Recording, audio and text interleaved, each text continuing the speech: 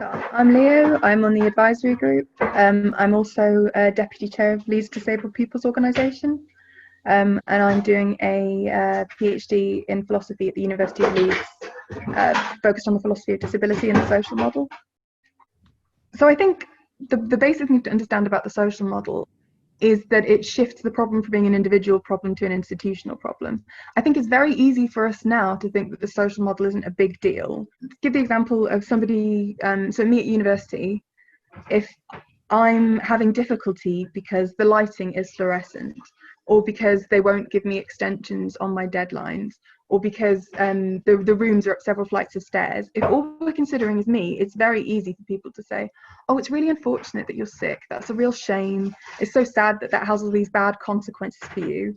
Whereas if we start looking at several different people with particularly different kinds of impairments, who are all experiencing similar issues with the environment, the question then becomes, well, maybe the environment needs to change. Maybe it's not all on me as a person that needs to be fixed in order to be able to interact with the environment.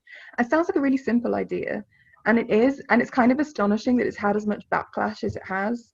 I mean, the social model has been so integral to disabled people's activism in the UK, but around the world, influencing the Convention on the Rights of Persons with Disabilities. And here it's the bedrock of the disabled people's movement, and people feel very strongly about it.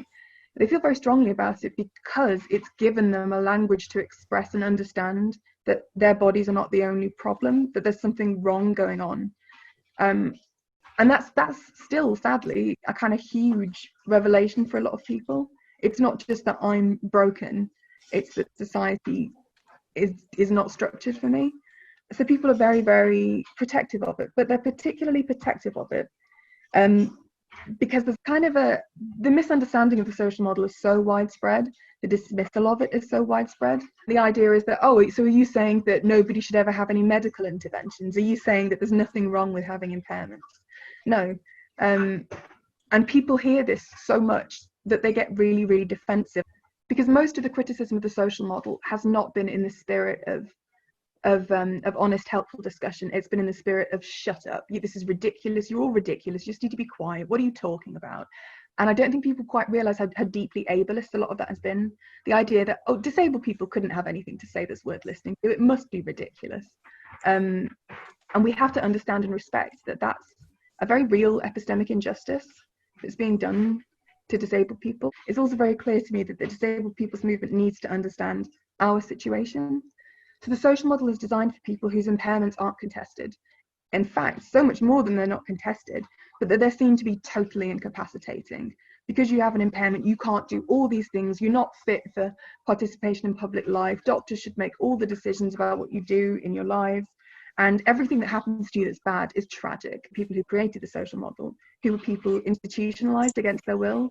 UPIS, the Union of the Physically Impaired Against Segregation, was a group of people who met trying to get out of institutions. That's how it began. So people with mostly visible physical impairments.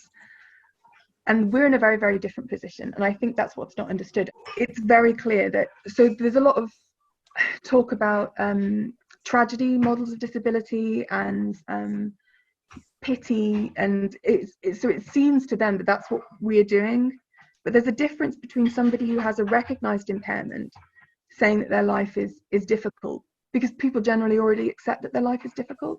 They accept that there are restrictions. And the social modelists kind of want people to stop focusing on the restrictions of that impairment and start looking at the society. But we're in a different position, which is part of our problem, is that our impairments aren't recognised or understood. It's kind of taken for granted by social modelists that doctors are already doing everything they can, that people's impairments are as that there's no more kind of medical, they're getting the medical assistance that they need, and that impairments are just an inevitable fact of life. And that's true, but part of the problem we're having is people not accepting that we're in pain, people not accepting that we're exhausted, people not accepting that we can't do things. So for social modelists, a lot of disabled people saying they can't do stuff is seen to be playing into a kind of pity narrative and tragedy narrative. And that's the case, perhaps, if there already is a narrative of pity and tragedy, but we don't have a narrative of pity and tragedy. We have a narrative of lying, of being lazy, of being scroungers, of being hysterical, and that is a very different and deeply gendered problem. The thing is that it's important to emphasize that not enough is being done medically about our impairments. Part of the reason we make the point that we're sick is because we're often not receiving the treatment that we need. Inadequate research is done into our conditions. We're not believed. We spend a lot of our time just trying to get doctors to believe us when we say we're in pain. That's a very different kind of situation. Like, there is a history of a difficult relationship between doctors and disabled people, but that hasn't, within the sort of conventional disabled people's movement, but that has more to do with doctors thinking it's appropriate for them to say where people should live and what they should do and make decisions about their lives, and forcing them to communicate or to walk or to move in ways that can be extremely painful and difficult because they look more normal. So there's an understanding of that kind of a difficult relationship with doctors. We have the opposite problem. They have the problem of doctors trying to treat them too much. Our doctors are saying they don't want to offer any treatment at all. Of course, we're focusing on impairment. It's not just that our impairments are difficult and pose unique problems, but it's also that our impairments, literally within the medical sphere, aren't being supported and treated. It's not a coincidence that the majority of spoonies are women. It's not at all. Less research is done into female bodies. It just is. But there's also the problem of women's testimony not being believed by doctors, and those two are kind of mutually reinforcing. Conditions that predominantly affect women are under research because research isn't done into female bodies, and because women's testimony isn't listened to. So your testimony is ignored, so there isn't the reason for doing the research, and they are, and that I think is a really important aspect of the problem.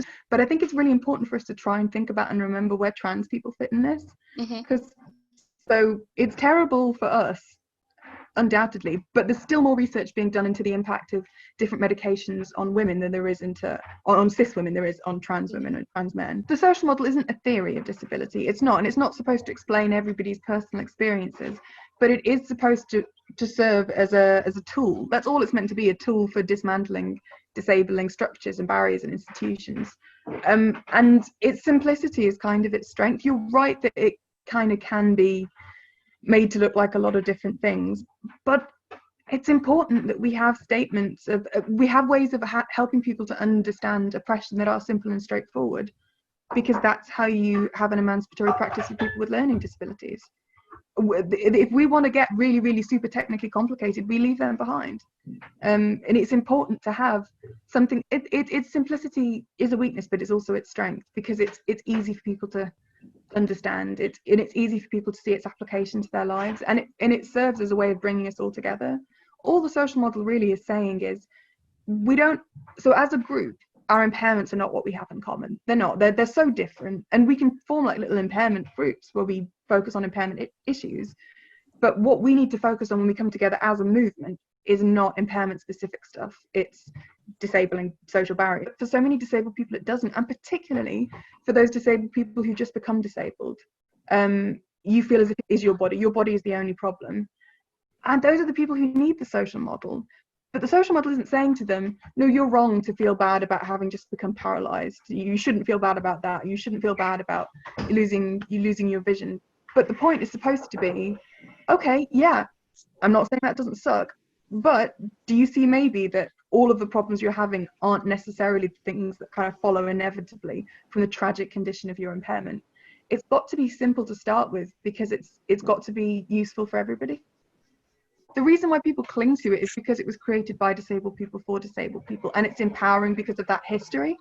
And so it's not just the social model itself, it's what it means to people symbolically,